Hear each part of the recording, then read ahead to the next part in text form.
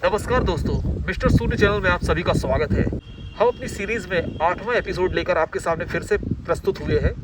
तो मिस्टर शून्य, आपका पहला जो सवाल है, हम ये जानना चाहते हैं डिप्रेशन से कैसे निकला जा सकता है।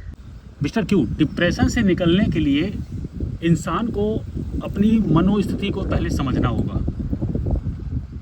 क्या हो रहा है, डिप्रेशन किस बात से हो रहा है इंसान को, कि जब भी हम भविष्य में किसी चीज़ की कल्पना कर रहे हैं ना, तो उसके पूरा ना होने पर या उसके भविष्य के परिणाम को लेकर के हम चिंतित हैं, जिस वजह से हमें डिप्रेशन आ रहा है।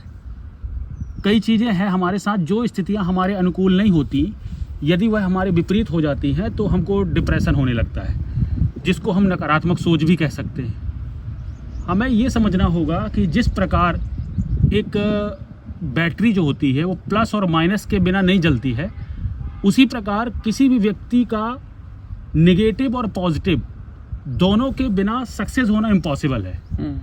यदि किसी व्यक्ति को ये लग रहा है कि ये स्थिति मेरे अनुकूल नहीं है तो मैं इस पर डिप्रेस्ड हूँ, और यदि मेरे अनुकूल ये स्थिति हो रही है तो मुझे इस पर खुशी हो रही है, तो ये व्यक्ति की उसकी निजी सोच है। क्योंकि उसे पहले से ही हर चीज़ों के लिए तैयार होना चाहिए कि भाई मेरे जीवन में केवल सकारात्मकता नहीं आएगी, नकारात्मकता का भी स्थान होगा। यदि आप दोनों चीज़ों को बैलेंस करना जानते हैं तो ही जीवन में आप सफलता को भी हैंडल करने का तरीका जान पाएंगे। यदि आप सोच रहे हैं कि मुझे कोई भी डिप्रेशन ना हो, या ये सोच रहे हैं कि किसी और व्यक्ति को क्या डिप्रेशन नहीं होता होगा, तो ये आपकी भूल है। क्योंकि अच्छे अच्छे लोग, चाहे कोई बिजनेसमैन हो, चाहे किसी भी पद में हो, उसको डिप्रेशन ज़रूर होता है। निराशा सबके अंदर होती है, लेकिन उस निराशा को सकारात्मकता में वही व्यक्ति बदल पाता है जो उसे झेलना जानता है। देखिए, मनुष्य को अपना डिप्रेशन मिटाने के लिए एक और अच्छी क्रिया करनी चाहिए, जिसमें जैसे बहुत सारा चिंतित है किसी व्यक्ति का मन, बहुत सारी चिंताओं से घिरा हुआ है, तो सबसे पहले सारी चीज़ों से मन हटा करके उन्हें एक चीज़ पर केंद्रित करना होगा। अब उसके लिए कई ज्ञानी आपको बताते होंगे कि नाम जप करो। आपने सुना होगा कि किसी का नाम जपो या किसी का ध्यान करो। तो ये एक ऐसी प्रक्रिया है जिसके माध्यम से आप इस सांसारिक माया से अपना दिमाग हटा करके किसी एक चीज़ पर टिका देते हैं। तो इससे क्या होता है कि जो आपके विचारों से आपका मन चिंतित होने वाला है, उससे आप कुछ देर के लिए बच जाते हैं। और धीरे धीरे जब इस प्रक्रिया का आप निरंतर अभ्यास करेंगे ना, तो एक समय ऐसा आएगा कि जो नाम, जिसका आप नाम जप रहे होंगे, वह अपनी वास्तविक स्थिति में अपनी जगह बनाने लगेगा आपके दिमाग में।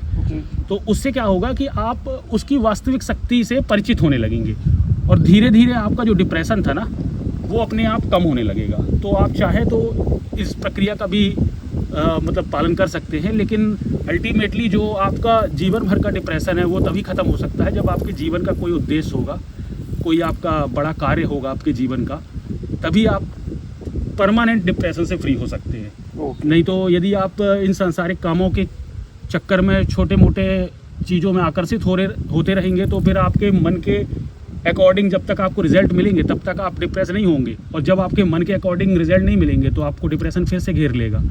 इसीलिए काम ऐसा पकड़िए जो आपके स्वार्थ से जुड़ा ना हो, जहाँ कुछ सार्थकता हो, जिससे आपका डिप्रेशन जैसी चीज़ यदि आती भी है तो आपको नकारात्मकता हावी ना हो पाए आपके ऊपर। जी मिस्टर सुन, हमारा एक अगला सवाल है। मैं लास्ट 5 ईयर से गवर्नमेंट जॉब में हूँ, पर मैं फिर भी खुश नहीं हूँ। कोई भी नौकरी या इस संसार की कोई भी विषय वस्तु आपको खुशी तब तक नहीं दे सकती जब आप बिना बोध के उन्हें पकड़ते हैं। उस नौकरी को चुनते वक्त आपने क्या ये ध्यान दिया था कि उस नौकरी का उपयोग आप किस कार्य के लिए करने जा रहे हैं? जी नहीं। यदि आपने उस नौकरी का चुनाव केवल और केवल धन के लिए किया था या अपने व्यक्तिगत स्वार्थ की पूर्ति के लिए किया था, तो उस नौकरी से आपको डिप्रेशन होना या उस पर खुशी ना मिलना, यह तो स्वाभाविक बात है। क्यों? क्योंकि जब भी हम किसी भी नौकरी को पकड़ते हैं ना, तो पहले जब तक वो नौकरी हमें मिलती नहीं है तब तक हमारा सपना होता है कि यार ये नौकरी मिल जाएगी तो हमारा जीवन बदल जाएगा। लेकिन जैसे ही वो नौकरी हमारे पास आती है तो उस नौकरी के पॉजिटिव एस्पेक्ट्स तो हमें अच्छे लगते हैं, जो उससे हमको सम्मान मिलता है, जो उससे हमको सैलरी मिलती है, वो सारी चीज़ें तो हमको पसंद आती हैं। लेकिन उस नौकरी के साथ जो नकारात्मकता जुड़ी होती है, जो उसके साथ वर्कलोड होता है, या हम अपने लाइफ को मैनेज नहीं कर पाते, ये सारी जो समस्याएं आती हैं, उसके कारण हमको वो नौकरी जो है ना वो बोझ लगने लगती है। इसीलिए हमें ये समझना होगा कि किसी भी कार्य का चुनाव करते वक्त पहले उसकी सार्थकता को समझिए।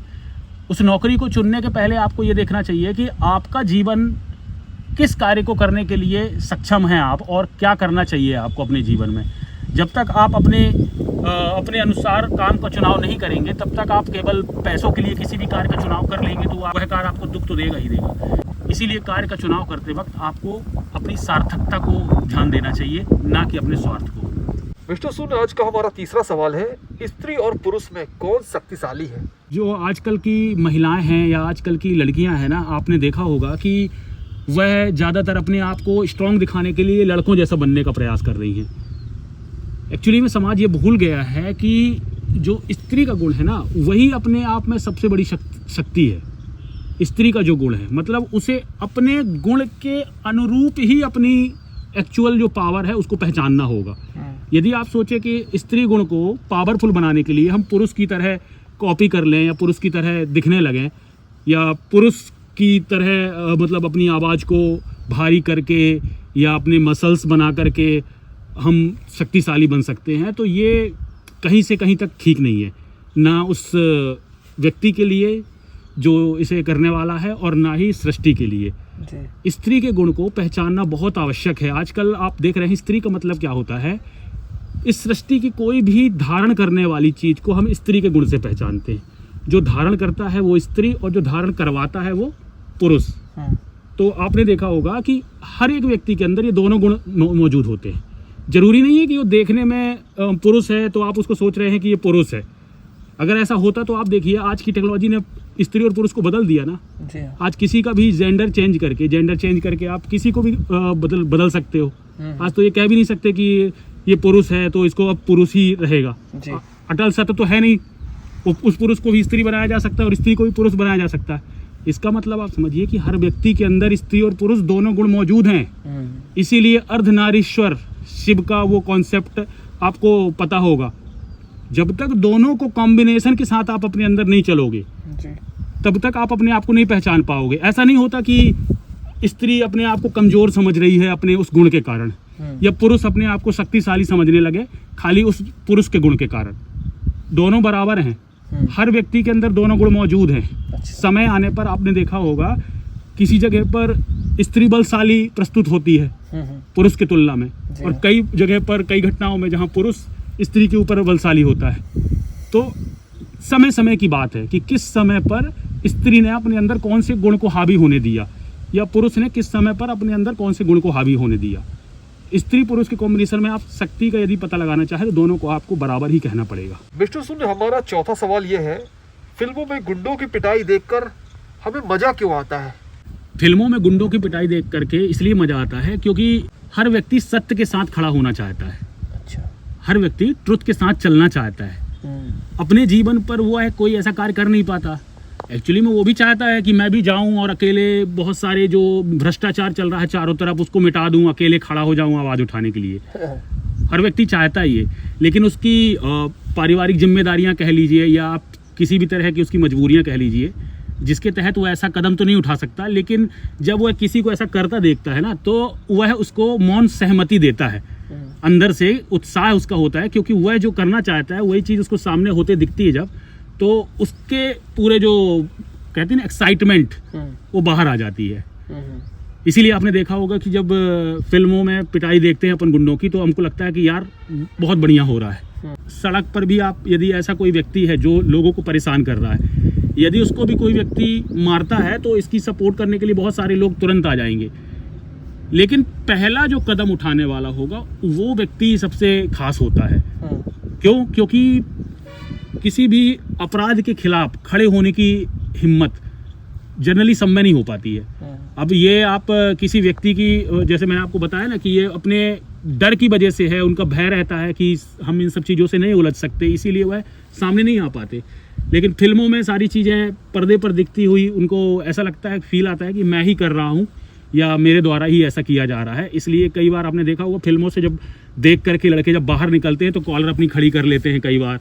कई बार उनका ऐसा लगता है कि बस वही है पुष्पा, है ना। तो ये सारी चीज़ें इसीलिए आपको देखने को मिलती हैं। मिस्टर सूद, जो आज के एपिसोड में हमारा आखिरी सवाल है, निराश मनुष्य को प्रोत्साहित कैसे किया जा सकता है? किसी व्यक्ति को प्रोत्साहित करने के लिए आजकल आपने देखा होगा कि बहुत सारे मोटिवेशनल गुरु देखने को मिलते हैं जी। लेकिन किसी भी व्यक्ति को आप कैसे प्रोत्साहित कर सकते हैं जब तक आप उसके विषय में जानते ही नहीं है। तो हम उनको ऐसे थोड़ी कर सकते हैं कि कम ऑन, हाँ you can do it, you can do it. अब वो कहाँ जा रहा है, क्या कर रहा है, पहले ये भी तो पता कर लीजिए। जब तक ये नहीं जानते हो कि वो जा कहाँ रहा है और वो कौन है, तब तक आप कहीं भी यू कैन डू इट करके थोड़ी नहीं कुदा सकते उसको। हो यही रहा है आजकल कि किसी भी कोर्स को बच्चे ज्वाइन कर रहे हैं, किसी भी चीज़ को रील्स को देख करके अट्रैक्ट होके उस पर आकर्षित होकर वहाँ चल देते हैं। अब जब वो चीज़ उसके लायक वो अपनी क्षमताएं डेवलप तो नहीं कर पाते पहले से, बस आकर्षण उनको खींच ले जाता है वहाँ। आगे चल कर के वही चीज़ फिर उनको नकारात्मकता जब उनको प्राप्त होती है तो फिर उनका डिप्रेशन बढ़ने लगता है। यदि किसी भी व्यक्ति को प्रोत्साहित करना है तो पहले उसको स्वयं को पहचानना होगा। जब तक अपने आप को आप आइडेंटिफाई नहीं कर रहे हो तो आपको प्रोत्साहित करके आपका ही नुकसान किया जाएगा। आप बताइए, कोई व्यक्ति नशे में है और वो गाड़ी चला रहा है, स्टीयरिंग उसके हाथ में है, तो क्या आप उसको प्रोत्साहित करेंगे कि यार तू लड़खड़ा रहा है लेकिन यू कैन डू इट, कर सकता है तू? नहीं करेंगे ना। नहीं। क्यों? क्योंकि आप समझ रहे हैं कि वो इस स्थिति से परिचित नहीं है। कहीं ना कहीं अगर वो होता, अपने काम से पूरी तरीके से परिचित होता, तो फिर उसको डिप्रेशन तो आना ही नहीं चाहिए ना। उसके जीवन को अगर वो अच्छे से कैलकुलेट करके चल रहा होता, जीवन के बारे में समझ रहा होता, वो निराश क्यों होता? निराश इसीलिए हो रहा है क्योंकि उन चीज़ों को वो पहले से जज नहीं कर पाया और जब उसका वैसा परिणाम प्राप्त हुआ तो उसको डिप्रेस्ड है अपनी लाइफ से। भविष्य में किसी फल को प्राप्ति करने के बाद अगर किसी लक्ष्य से आप काम कर रहे हैं कि भविष्य में किसी चीज़ का आपको परिणाम प्राप्त होगा, फिर आपका उत्साह बढ़ेगा, तो ऐसे ही चीज़ें आपको फिर निराश करती हैं। इसीलिए आपको उत्साहित रहने के लिए अच्छे कार्य का चुनाव करना चाहिए। जैसे अगर अपन सचिन तेंदुलकर की बात करें, सचिन तेंदुलकर आज इतना कामयाब इसलिए हुआ क्योंकि उसको एक एक बॉल खेलने में आनंद आता था। ऐसा तो नहीं है कि वो मैच से छूट के और भागता था कि नहीं जल्दी घर जाऊं यार, कहीं घूमने को मिल जाए, कहीं थोड़ा सा छुट्टी ले लूं फैमिली के लिए, और ये सब चीज़ें तो उसके दिमाग में नहीं रही होंगी ना। पहले उसने अपने उस खेल को फोकस किया। क्यों? क्योंकि उस खेल में उसको मजा आ रहा था, उस खेल में उसको आनंद आ रहा था। तो आपका जो डिप्रेशन है ना, वो सिर्फ इसीलिए है क्योंकि आप एक अच्छे कार्य का चुनाव नहीं कर पा रहे। जिस दिन आपने उसका चुनाव कर लिया तो आपका उत्साह ऑटोमेटिक आपको बढ़ने लगेगा।